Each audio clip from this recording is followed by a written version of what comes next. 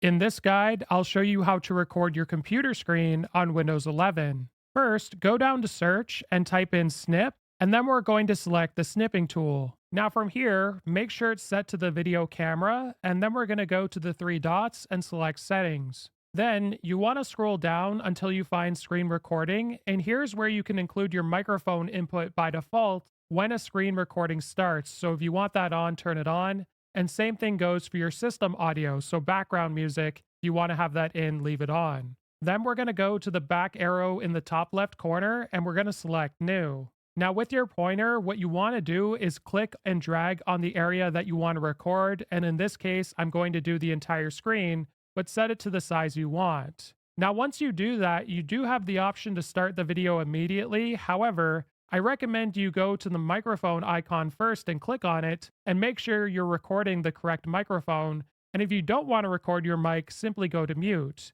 And same thing applies for the system audio right here. So once you're ready, press start, and it's going to give you a nice countdown to let you know the screen recording is about to begin. So I'm going to press stop recording since I'm finished. And then it's going to bring you to this preview screen here where you can watch back the video if you'd like, and you could hear my voice there. And if you want to edit your clip, you can go up to Clipchamp in the top right corner to edit there, or you can save it, or you can copy it, and you can exit out once you're finished. If this video was helpful, like and subscribe, and we'll see you in the next one.